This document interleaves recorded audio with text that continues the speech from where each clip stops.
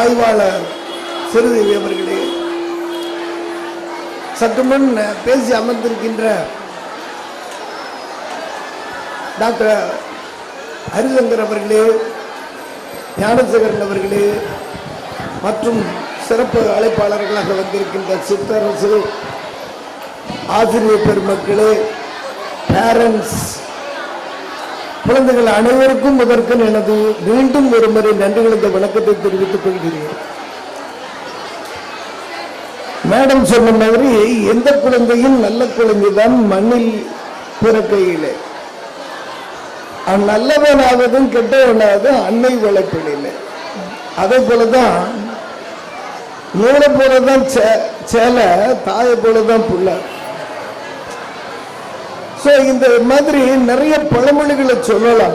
ஆனா நேற்றுதான் எனக்கு 30-35 ஆண்டு காலமாக அறிவுமானவங்க தான் அம்மையார் இந்த பணி மடிப்பாக்கத்தில் ஆரம்பித்து தகுந்த இடத்தில் செலக்ட் பண்ணி இந்த ஒரு பகுதியில் அவங்க சர்வீஸை செய்ய வேண்டும் என்று முழுக்க சர்வீஸ் செய்து கொண்டு வீரகன் சர்ச் தாளாளர் அவங்க இருவருமே ஃபேமிலியில சர்வீஸ்னா அப்படி அழையக்கூடியது. நானும் லயன்ஸ் இயக்கத்தில் ஒரு ஆள் கவர்னராக இருந்து ஏன் இதை சொல்றேன்னா, டாக்டர் சார் அழகாக சொன்னாங்க, ஞானசேகரன் சொன்னாரு சிம்பிளிசிட்டி. இந்த பின்னாடி இருக்கிற கேபிபி ஹாஸ்பிட்டல் என்னதுதான் யாருக்கும் நான் தெரியாது. அது குழந்தைகள், பர்டிகுலர்லி குழந்தைகள் ஹாஸ்பிட்டல். எந்த குழந்தையும் இந்த ஸ்கூல்ல இருந்து போறேன்னா கண்டிப்பா உங்களுக்கு பிரிஃபரன்ஸ் கொடுக்க சொல்றேன். அது அவங்க என்கிட்ட கேட்கல. அதனால எந்த குழந்தை பின்னாடி இருக்கும் KPP multi speciality children's hospital. அது மட்டும் இல்லாம எனக்கு அதை விட பெரிய ஹாஸ்பிட்டல் பல்லாவரத்தில் PCMC, Pallavaram child medical centre multi speciality hospital. அது சிஎம்டி, எம்டி அண்ட் சேர்மன் நான் தான். என் பையன் ஏன் இதை சொல்றேன்னா, எந்த குழந்தைக்கும் வாழ்க்கையில ஒரு பிடிப்பு இருக்கணும். ஏன்னா அம்மாக்கள் என்ன பண்றாங்கன்னா தள்ளி வளர்க்குறாங்க.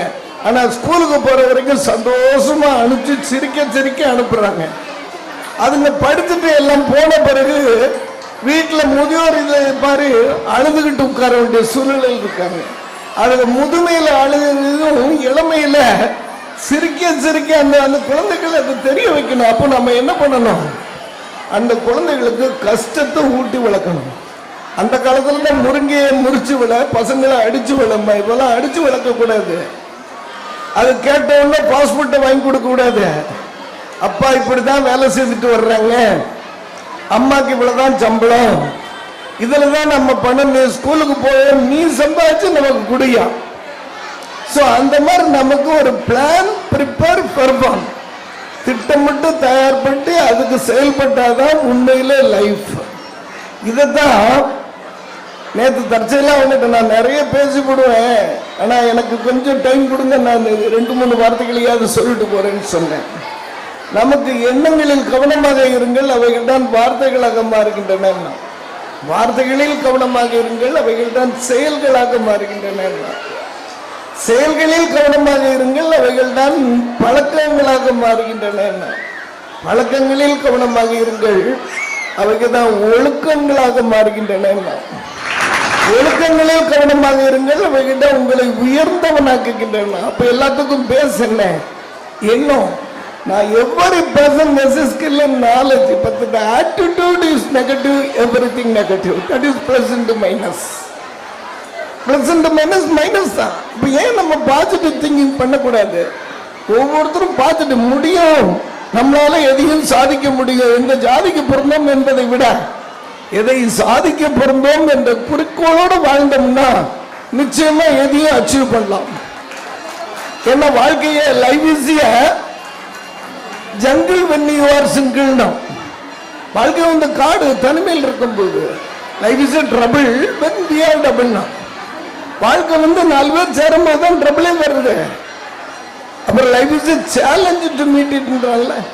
வாழ்க்கை வந்து ஒரு சபதம், அதை நம்ம மீட் பண்ண முடியும். அதை தான் life is achievement, achieve it. Life is enjoyment, என்ஜாய்ன்றால. லைஃப்பை பற்றி சொல்லணும்னா நம்ம அந்த குறிக்கோளை எடுத்தோம்னா நிச்சயமா நம்ம பிள்ளைகளை நல்ல லெவலுக்கு வச்சு அதுங்க நிலையில நம்ம வாழ வைக்கலாம். இது மேடம் சொன்ன மாதிரி ஆய்வாளர் அவர்கள் பெண்கள் அதிகமாக இருக்கீங்க.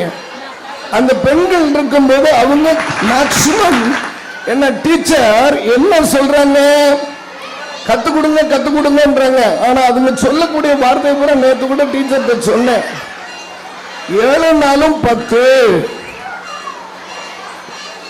நம்ம கிட்ட வந்து என்ன 7 நாளும் 10 எங்க டீச்சர் இப்படித்தான் சொல்லி கொடுத்தாங்க. அதைத்தான் எடுத்துக்கிட, அம்மா சொல்லலாம் எடுத்துக்கிடாது. ஆக அந்த டீச்சர் சொல்லதான் வேத மந்திரமா எடுத்துக்கிடும். அதனால டீச்சர் மஸ்ட். அந்த டீச்சர் என்ன சொல்லி கொடுக்குறாங்க அதை கண்டிப்பா செதுக்கி விடுற சிற்பியே டீச்சர்ஸ் தான். அது இந்த கோல்டன் ஸ்கூல் ஒவ்வொரு இடத்துலையும் சொல்றாங்கன்னா, அழகா சொன்னார் ஞானசேகரன் சார், எங்க ஸ்கூல்ல ஒரு டீச்சர் சார் வீரகன் சார் இப்படித்தான் சொல்லி கொடுத்தாங்க. ஸோ இந்த மாதிரி இருக்கணும். சாம்பிள் நாம யாருன்னு தெரியணும். எந்த ஸ்கூல்ல படிச்சோம், எந்த ஸ்கூல் நமக்கு இதை கற்றுக் கொடுத்துச்சு. நாங்கெல்லாம் படிக்கும்போது எங்களுக்கு எத்திக்ஸ் கிளாஸ் அப்படின்னு ஒன்று இருந்தது. அந்த கிளாஸ் சாட்டர்டே ஆச்சுன்னா 10 மணிக்கு மேலே எங்களுக்கு அழகா குழந்தைகளுக்கு என்னென்ன இப்போ அழகா டிராமா எல்லா குழந்தையும் பிரமாதமா பண்ணுது. இதுக்கு அந்த டீச்சர்ஸ் எவ்வளவு எஃபர்ட் எடுத்திருப்பாங்க. அது கரஸ்பாண்டன்ட் அதோட எஃபர்ட். அதுவும் இந்த டிஸ்பிளே இருக்கு பாருங்க, ஆரம்பத்திலே நான் பார்த்துக்கிட்டு இருக்கேன். அந்த குழந்தைகள் ஒவ்வொரு கிளாஸ் குழந்தைகளை கொண்டு வந்த அளவுக்கு அப்போ நம்ம குழந்தையும் அந்த இடத்துல இருக்கா, இதெல்லாம் வெளிப்படுத்துறது யாரு? அந்த ஸ்கூல்ல, அந்த ஸ்கூல் கரஸ்பாண்டன்ட்டுக்கும் அந்த ஸ்கூலுக்கும் என்ன அடுத்தாக்க நான் கேள்விப்பட்டது, அவங்க ரொம்ப உண்மையில இந்த ஏரியால விட கம்மியான ஃபீஸ் வாங்குறாங்க. ரொம்ப கம்மியான அமௌண்ட். டீச்சருக்குலாம் எப்படி பேமெண்ட் கொடுக்க முடியும்? இதைத்தான் நான் நிறைய பேசிட்டு சொன்ன காரணங்கள் நிறைய இருக்கு. என்ன லைனிசத்துல நான் எப்பவுமே சொல்லுவேன், கீதாச்சாரத்தை மாத்தி அமைங்கன்னு ஒரு இடத்துல சொல்லிவிட்டேன். என்னடா கீதாச்சாரத்தை மாத்தி அமைக்க, என்ன திராவிட கழகமா இருப்பானாங்க? எதை கொண்டு வந்தோம், எதை கொண்டு செல்வதற்குங்கிற வார்த்தையை தான் மாத்தி அமைக்க சொல்றோம். பட்டம் விடுவது அந்த காலம், ராக்கெட் விடுவது இந்த காலம். நம்ம எல்லாத்தையும் கொண்டு வந்திருக்கோம். என்ன கொண்டு வரல? அன்னைக்கு 6 அடி நிலமே சொந்தம்னா இன்னைக்கு 6 அடி நிலம் கூட இல்லை. இன்னைக்கு 1 மணி நேரத்தில் ஆஷா கொடுத்துட்றோம். அப்ப நம்ம கண்ணு, கிட்னி, உறுப்பு எல்லாமே கொண்டு வந்திருக்கோம்ல, அதை ஏன் கொடுத்துட்டு போக கூடாது? அதைத்தான் நேற்று மேடத்தில் சொல்லிட்டு இருக்கும்போது, மேடம் தர்மத்துக்கும் தானத்துக்கும் வித்தியாசம் தெரியுமா? உங்க குழந்தைகளுக்கு மேக்சிமம் சொல்லிக் கொடுங்க. அது மற்ற பேரண்ட்ஸ் என்ன நினைக்கிறாங்களோ தெரியல. ஏன்னா அந்த காலத்துல தர்மம் தலைகாக்கும் சொல்லி கொடுத்தான். உண்மையிலே தர்மம் இன்னைக்கு நம்மளை அழிக்குது.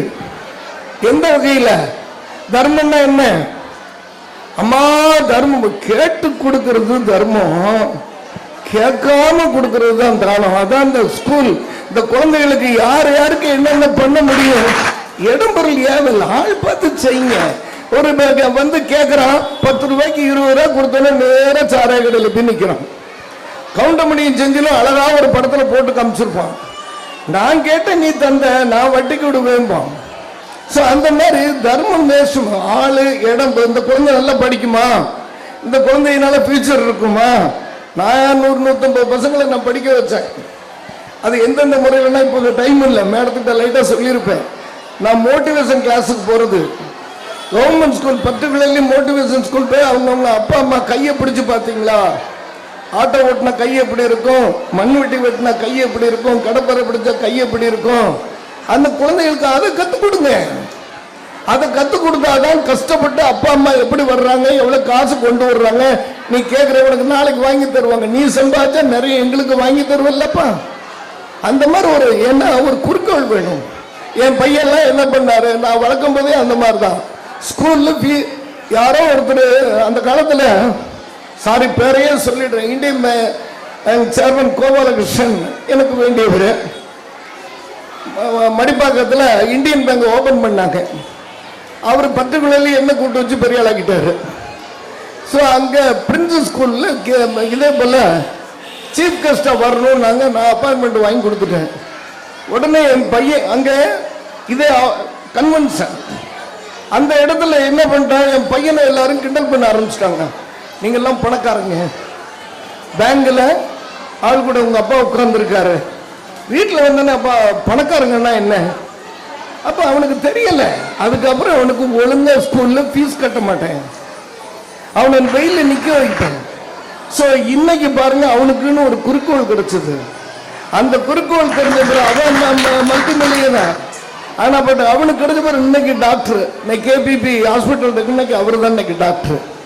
ஸோ அந்த குறிக்கோளோட வந்து அது நம்ம குழந்தைகளுக்கு நாம கற்றுக் கொடுக்க வேண்டியது. ஸோ அந்த மாதிரி நிறைய டைம் கிடைக்கும் அப்பெல்லாம் வந்து பேசுறேன். இப்போ நான் நிறைய உங்களுக்கு ப்ரோக்ராம் இருக்கு. ஸோ ஒவ்வொரு குழந்தையும் நம்ம கையில் தான் இருக்கு. ஏன்னா ஒரு பூச்சியை பிடிச்சுக்கிறோம், உயிரோடு இருக்கா செத்து போச்சா என்ன சொல்றோம், எல்லாருமே முத்தாரட்டையா ஒண்ணு செத்து போச்சும்போ இல்ல உயிரோடு இருக்கும்போ. இல்ல, நீங்க செத்து போச்சுன்னா நான் உயிரோட விட்டுருவேன், நீங்க உயிரோடு இருக்குன்னா நான் சாகடிச்சிருவேன், என் கையில இருக்கு. அதே போலதான் உங்க குழந்தைங்க அவங்க கையில இருக்கு. அவங்க வாழ்க்கை அவங்க எடுத்தா இவங்க எடுத்தாலும் சொல்லக்கூடாது. இந்த வார்த்தைகளை சொல்லும் போதுதான் கஷ்டம். இதெல்லாம் நீங்க செயல்பட்டு செய்தீங்கன்னா உங்க குழந்தையும் நாளைக்கு பெரிய லெவல்ல அவங்க கற்பனைக்கு தந்தாக்கா அவங்க இஷ்டத்துக்கு படிக்க விடுங்க. அவனை கம்பல் பண்ணி இன்ஜினியர் ஆயிரணும், டாக்டர் ஆயிரணும், இப்படி வரணும் அப்படி வரணும்னு நினைக்காதீங்க. அந்த +2 வரும்போது அவன் எடுக்கிற முடிவு, அது வரைக்கும் நீங்க பிரஸ் பண்ணுங்க. ஏன்னா teen age, that is up to 12 வரைக்கும் ஒரு ஏஜ், 19 வரைக்கும் ஒரு ஏஜ். அந்த டீன் ஏஜ்ல தான் குழந்தைங்க தடுமாறுற ஏஜ். அப்புறம் 20-21 வந்துருச்சுன்னா ஆட்டோமேட்டிக்கா கிளியர் ஆயிடும். ஸோ அந்த குழந்தை வயசுல காப்பாத்துறாங்க பாருங்க, அதான் இந்த ஸ்கூல். அந்த குழந்தைய சிற்பி ஆக்குறாங்க பாருங்க, அதான் அந்த கோல்டன் நர்சரி. உண்மையிலேயே அது உங்களுக்கு கிடைக்க இந்த ஏரியால உங்களுக்கு கோல்டன் ஸ்கூல் கிடைச்சது ஒரு பெரிய யோகமான ஒண்ணு. அதை நீங்க பயன்படுத்தி அடுத்த வரும்போது குழந்தைகளுக்காக பேச நிறைய வரேன்னு சொல்லி வாய்ப்பளித்தமைக்கு நன்றி கூறி விடுகிறேன். அவங்க இஷ்டத்துக்கு படிக்க விடுங்க. அவனை கம்பல் பண்ணி இன்ஜினியர் ஆயிரணும், டாக்டர் ஆயிரணும், இப்படி வரணும் அப்படி வரணும்னு நினைக்காதீங்க.